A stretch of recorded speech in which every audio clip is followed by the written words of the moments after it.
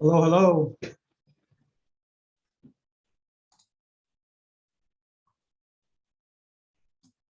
Not sure if you guys can hear me. I can hear you. Or if everyone's speaker is just off. Like who? Tavi Torres.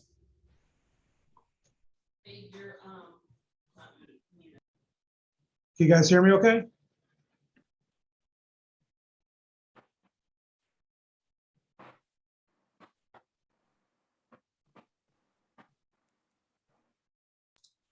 Yeah, I can hear you. Awesome. Hey, Mike, thank you. Sometimes sometimes if I'm talking, I wonder if I'm just speaking out in space or if particularly when you can't see faces and cameras on, I'm always wondering if I'm speaking out to space or if guys can hear me okay. I guess if anything happens during the presentation or we kind of lose connection for a moment, someone give me a thumbs down or just say, hey, wait, stop. We can't hear at all. And we'll roll things back and make sure connectivity is okay. I'm not sure who the host is, but if you could give me, well, I think it just popped up. No, if you guys can give me permission for screen share, we'll go ahead and jump into the presentation. My name is Corin Jackson. I'm the owner of the Core Inspection Group. I'm also a 203K HUD consultant. So with the Core Inspection Group, we do not only home inspections, but we also do mold, air quality testing, sewer scope inspections, termite. So we are truly a one-stop shop.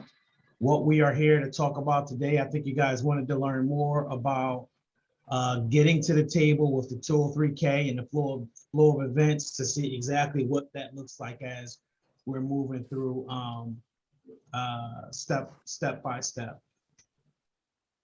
So of course, any questions that you guys have about the process is great. Feel free to chime in or say, hey, can you circle back to that point really fast, or I have some questions about that one. I'm trying to switch to.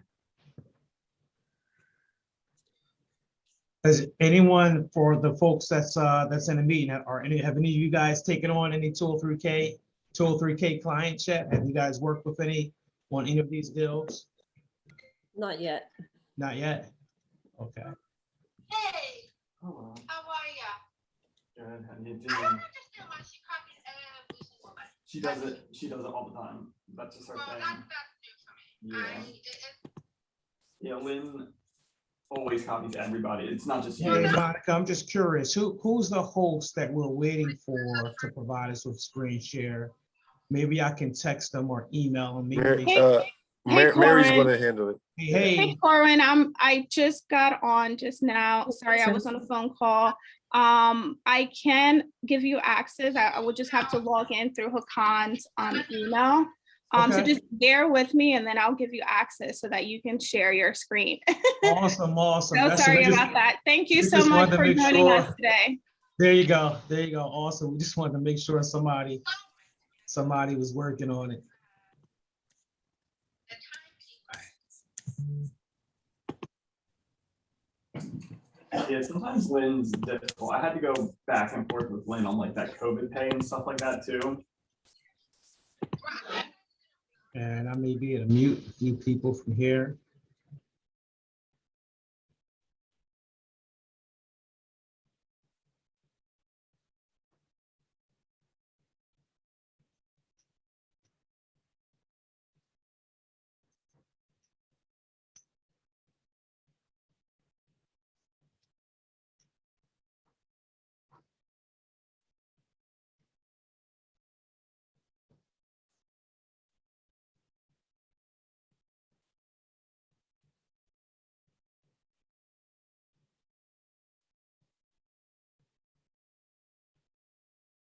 All right, guys, I'm just going to go ahead and start. I'm just going to go ahead and jump into the presentation. And then once we get screen share, then hopefully it'll be a little bit more visually attractive for you guys, I'll say, as opposed to just staring at my face and watching me speak. And we can make this thing a little bit more, we'll improve the presentation a bit. But so just a quick overview. What is a 203K program? So it's essentially an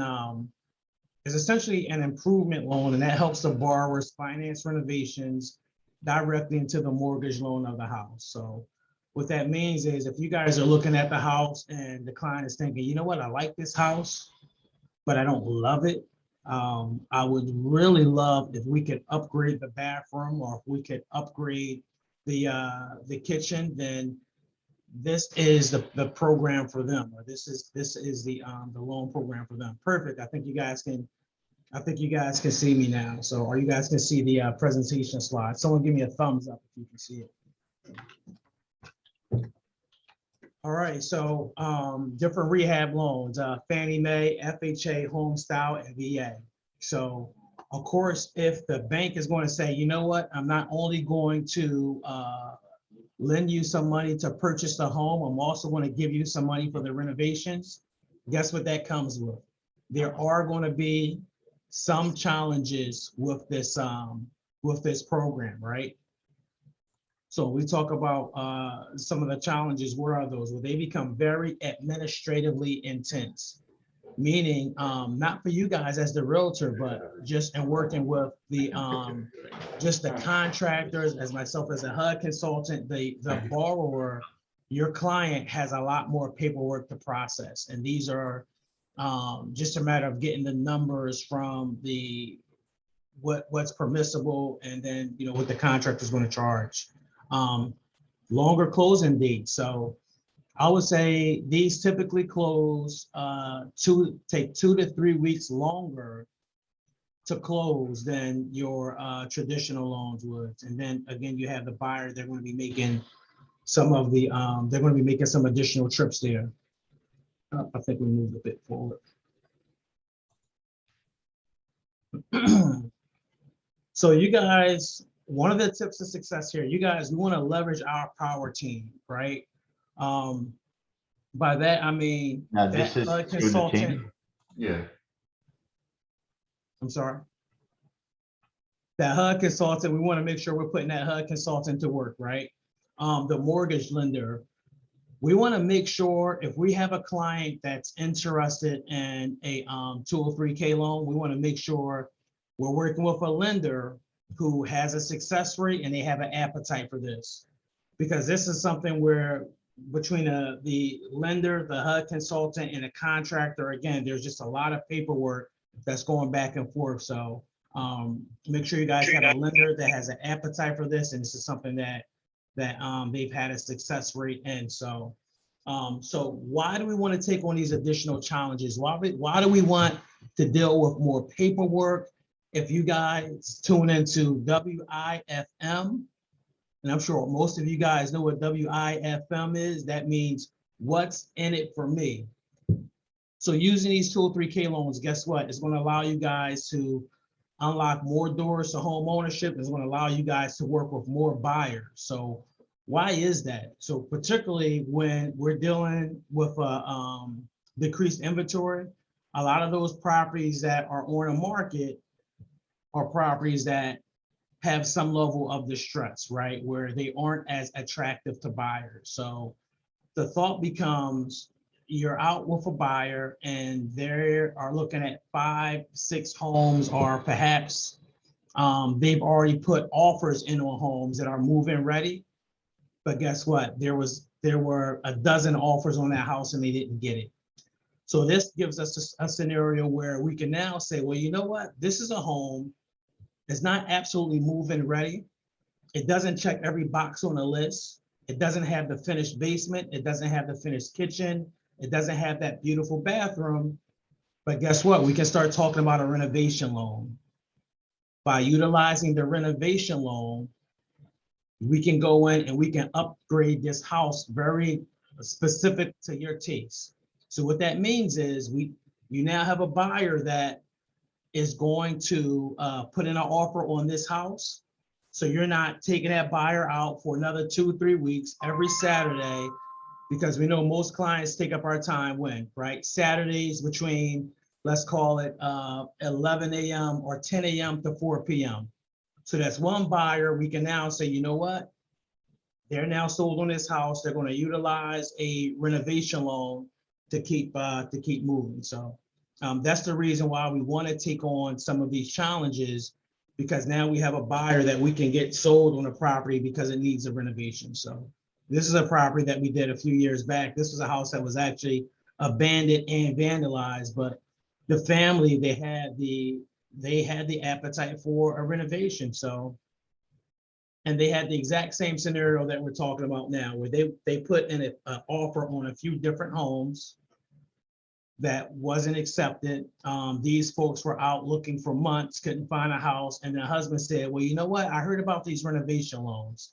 Let's give that some thought. So what you guys are looking at is the kitchen area, which of course is in a complete state of distress and disrepair.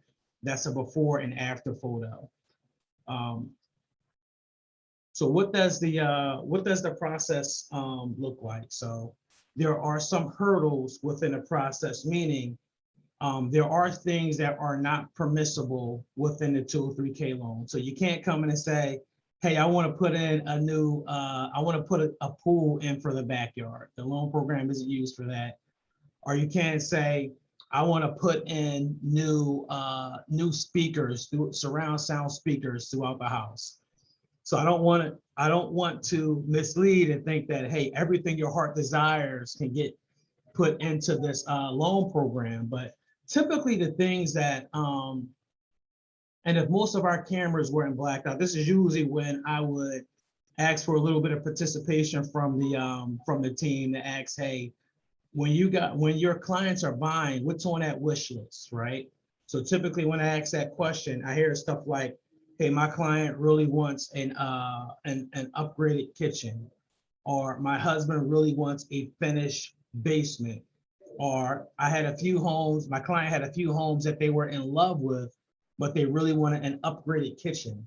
So typically those items that are on a checklist, those costly repair items, and so mind you, sometimes it's a scenario where the seller just doesn't have the money to get those repairs done. So even if something comes up on a home inspection where there's a failed roofing system, right? Or perhaps there's, dare I say, the four-letter word, perhaps there's mold inside the basement.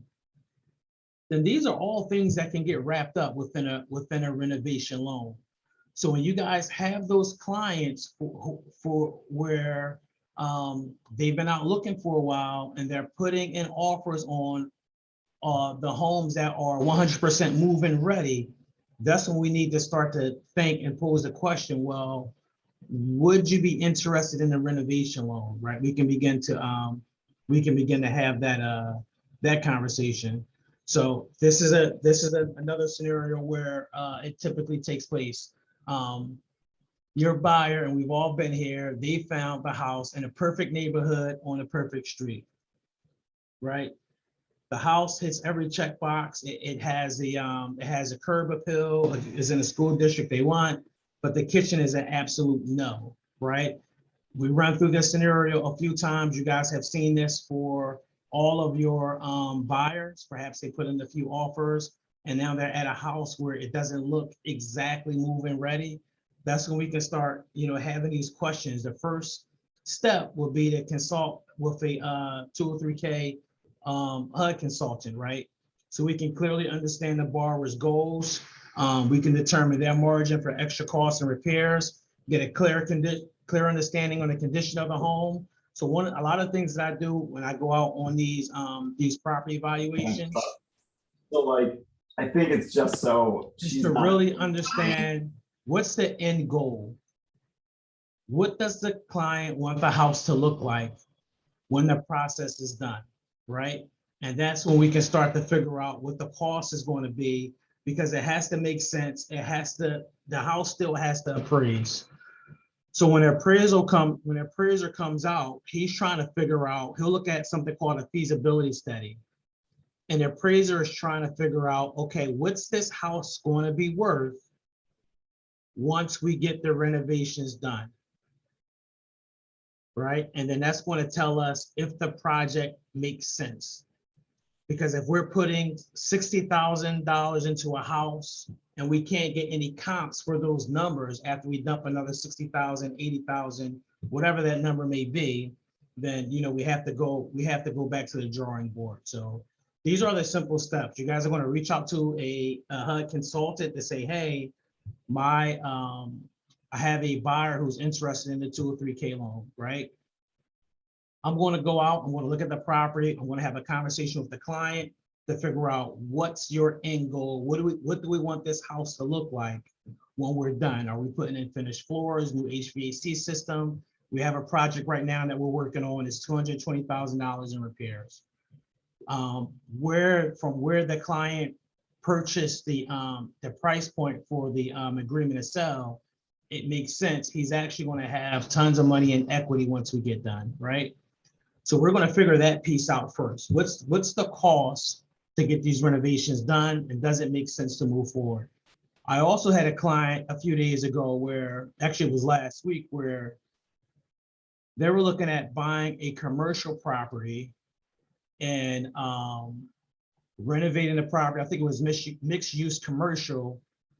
And I was not the first call. They reached out to a lender first, and I came out there. The project, their scope of work and what they're looking to get done, we can't even do it for 203K loan. It would not make sense. So we really want your first step to be to reach out to a HUD consultant so we can do what's called a feasibility study to make sure the project is feasible. So you guys are going to contact a consultant. From that point, I'm going to create a feasibility study.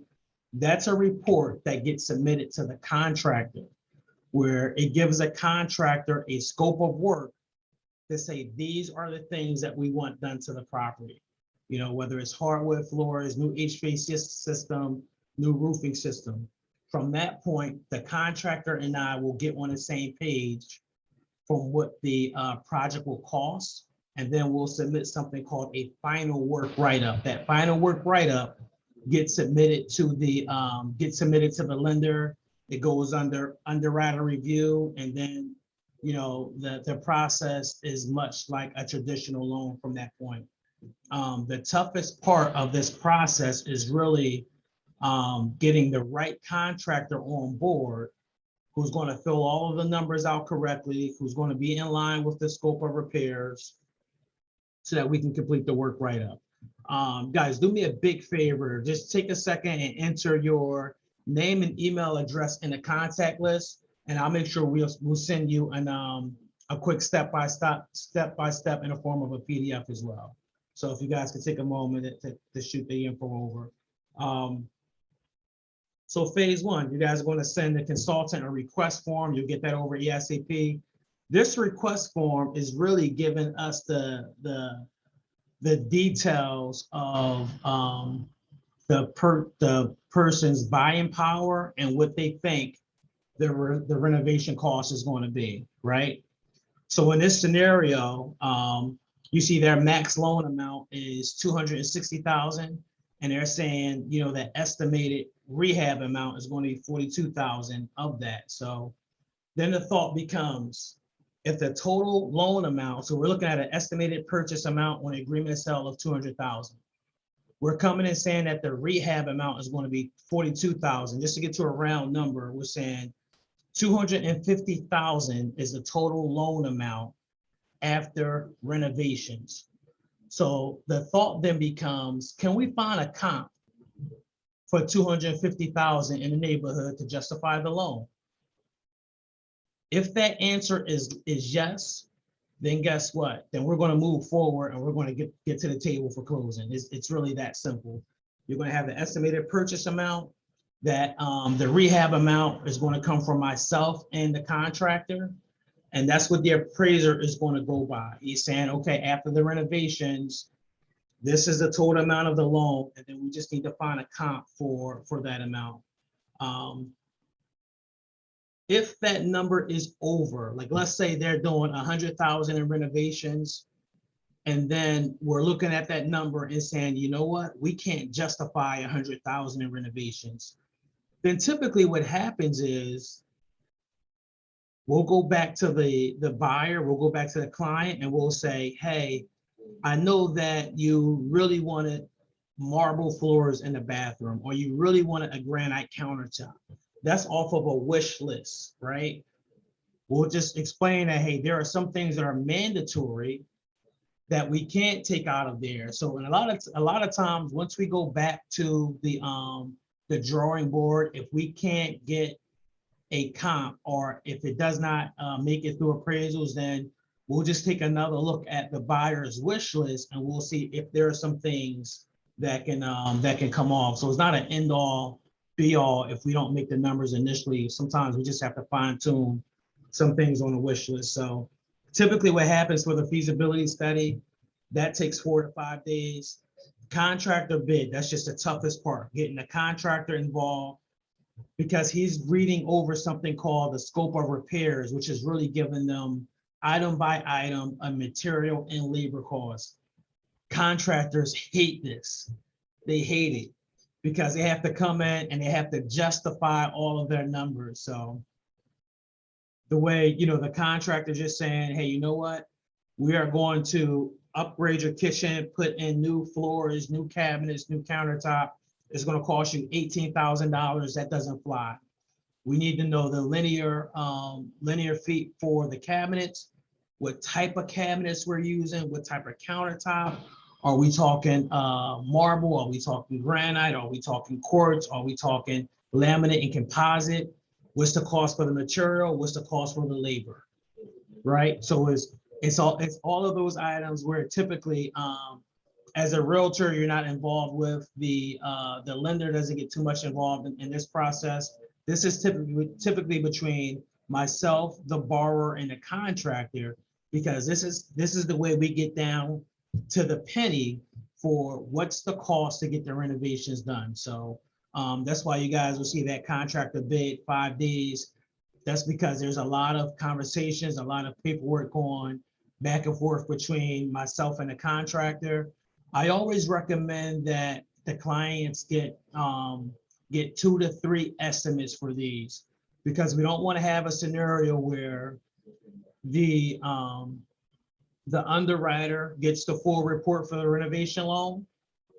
We go to closing, and then for whatever reason, that contractor is not available, decides not to take the job, and we have to start from scratch. Typically, if we have 2 to 3 contractors, if one contractor isn't available, we can immediately place the call. Hey, do you remember the bid that you submitted? Well, they went to closing, and it's time to get up and running on this. So I can't say how important it is to make sure we got strong contractors involved. I have a long list of contractors that typically participate within these programs. So happy homeowners. So again, guys, this is the goal. The goal is to make sure we keep a client engaged.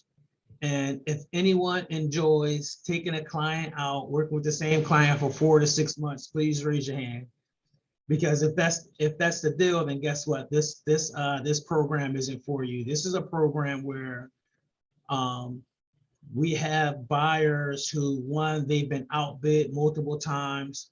2, they're looking at homes that they probably can't afford in its finished state.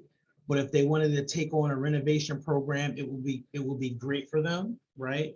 This is the scenario that's for them. So again, a scenario where they're looking at a house that they love. It's in the right school district. Is that right down the street from their bestie?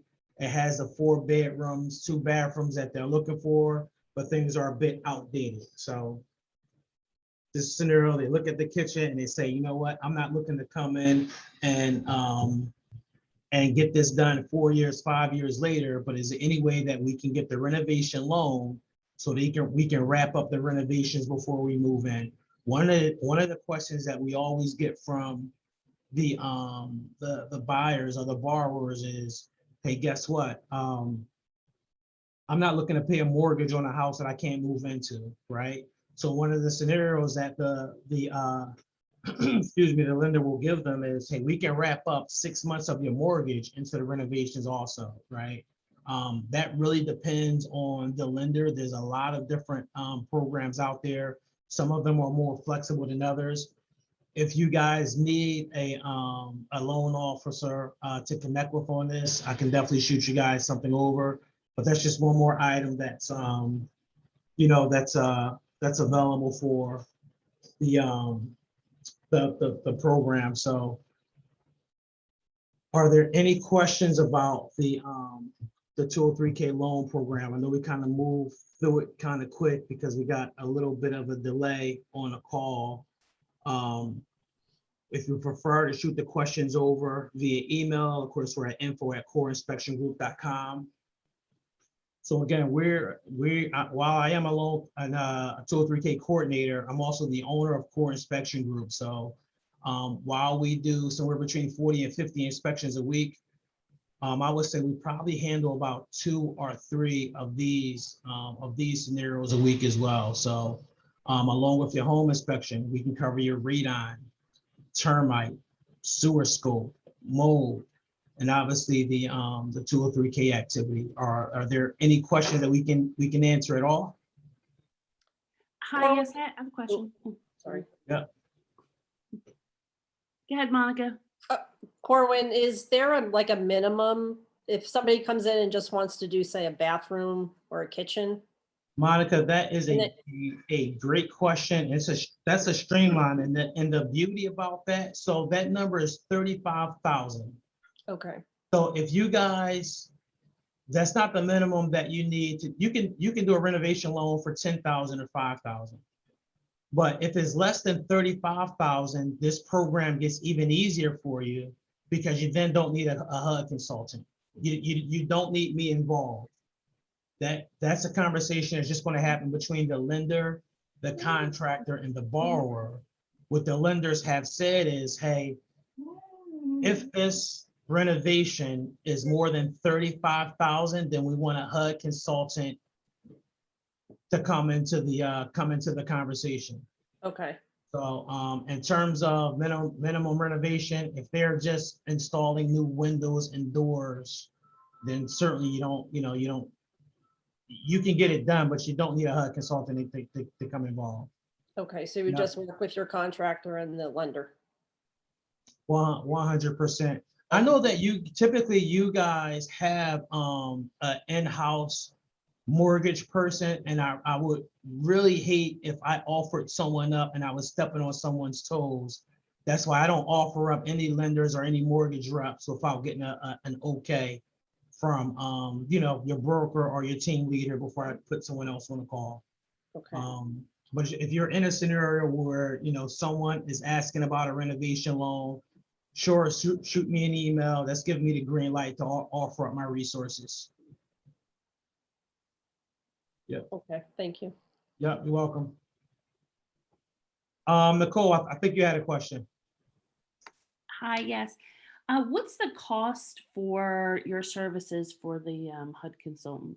That's a really good question. So all of the fees were created from HUD. So myself, with Core Inspection Group or any other HUD consultant, we can't create our own costs. The feasibility study is $425. All other costs are paid at closing when you guys go to settlement. So the total fee for the work write-up, really, it depends on the total renovation costs.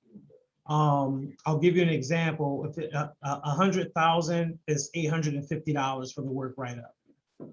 But that's also wrapped up into the loan. That's not something that you guys are that your client is going to pay out of pocket, directly to me, if that makes sense. Any other questions about the 203K program? I have one more. Yeah. So all these repairs happen after the closing? Yes. You close and then the repairs are done? Yeah. So you guys just need something called a full, and it's so funny. I can always tell when everything else has been clear, but for the the CTC, they're working on a work write-up. The underwriter needs to get that 100% before you go to settlement. But none of the repairs take place until after settlement. So the beauty for that with you, Monica, is you're out of mind, out of sight after your client goes to settlement. You don't have to worry about contractors calling you, anyone reaching out for access, project delays, things of that sort. One of the things I didn't mention is very important is this program does require home ownership. This is not available. This isn't available for investors, or we can say, okay, I want to purchase a house, use this program for funding and then sell it, right? The client is required to live there for a year. It's a home buyer program, and it was created for essentially to give more funding to distressed properties, where you don't just have investors picking them up and selling them, that type of deal. Okay. Yeah. All really good questions. Hey, Corin, I actually had a question for you as well. I wanted to know, is the HUD consultant managing the project as well for anything that's over 35,000, or is someone else managing that? You know, let's say the project is 100,000, that requires a lot more different kind of labor, like plumbing, electric, and it's more intensive. So at that point, who's managing all of this, you know? Because now the buyer has closed on the property, they trying to move in, but now they can't technically move in until the work is done. So I know managing a project, it can be very intensive and relies on other contractors as well to just get things done and aligned. Hey, that's a really good question. So the for this presentation, the goal was to really help you guys understand what needs to happen to get to the table. The feasibility study happens, the contractor comes out, we create a work write-up, and then we move forward to get you guys a table. Yes, to answer your question, it's yes, the HUD consultant, and that's why we have to be on board for anything over 35,000. All these things obviously take place after closing. What happens is we're required to complete something called draw inspections. One of the challenges with this program, and one of the reasons why it's tough to get new contractors on board, is because initially for the initial work, the contractors are going to put up their own money to get some of the materials done and to get the work done. They don't get a deposit or a down payment when a project starts. So what then happens is the contractor will call us and they'll say, hey, we have the cabinets and we have the appliances in. Can you come out for a draw inspection? So that's when I'll come out. I'll take a look at the permits. I'll make sure everything was done professionally. I'll essentially approve the work. That's called a draw inspection. And then that contractor gets paid for whatever work was done. So that's my long-winded answer for your question. The short answer is yes, that HUD consultant, that's essentially what we're paid to do. Anytime a project is over 35,000, we're going out to complete draw inspections, evaluate the permits, and make sure it was done accurately. So really, really good question. Guys, what we're seeing is that, you know, a lot of times what I'm seeing with real estate professionals is they create a niche. Some gravitate towards new construction. Some of them gravitate towards condos, or you know, whatever that may be. Some realtors are gravitating towards these renovation loans because they understand, excuse me, there are a lot of distressed properties and there are people that have an appetite for the renovation, but they just don't have the funds to get started, right? The very first property that I purchased was with a 203K loan program, right? Where I came in, I knew I wanted to become an investor. These are approved for first-time home buyers. It was a duplex. I came in, renovated the property. I lived on the first floor, rented out the second floor, and stayed there for 2 years. So, you know, if you have someone who's a first-time home buyer, but they want to buy, you can buy up to a property up to 4 units with this program. right? So we're seeing a lot of different realtors, real estate professionals now using this as a niche to kind of uncover distressed properties, and they're finding folks who have an appetite to get through the process for the renovations. Corwin, does this also, is it approved for, let's say, people that qualify for the grant for the first time home buyer grant? I'm going to say, I'm going to have to circle back for you for that one. I don't have an answer for you. Is that Monica? That's, yeah. Okay, Monica, I'm going to write that down. That's a really good question. And I'm going to reach out to a mortgage rep and I will get you an answer. Okay, thank you. Yep, you're welcome. Any other questions we can answer for you guys? Corwin, I just have another quick question. Yeah. So you had mentioned that you need to do the feasibility evaluation prior to putting an offer in, and that costs $425. Can you do it after everything's already been accepted? I just worry that, you know, you said you take a buyer there and then an investor comes with cash and scoops it up. You don't have to do that. Yeah, you don't have to do that before you put the offer in, but you'll do that before we meet the contractor. It happens before the work write-up. What we don't want to happen is a contractor come out and he writes up a repair estimate. Because if that's your contractor and that's someone that you're going to use, a lot of times we then give them a scope of repairs and it looks completely, he's essentially writing up his bid all over again. We use a scenario of, you know, a contractor saying, hey, I'm going to install a new kitchen. And then we're looking for a line by line repair estimate. So it's not going to happen before they put their offer in. They're going to be approved by the lender for a 203K loan. But we don't want the contractor to come out to that property first. We want to meet the client there and create a feasibility study. If that makes sense.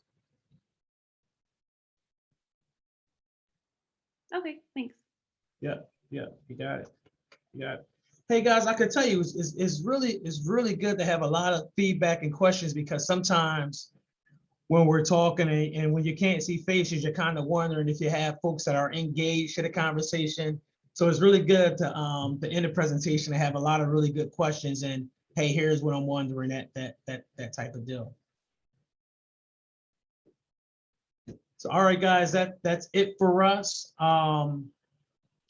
Mary, if you want to take over as host again, because I think if I drop, it may kill the entire meeting. I'm not sure if you guys had other things to cover as a team once we dropped off. I appreciate you guys attending, and we're looking forward to working with you guys.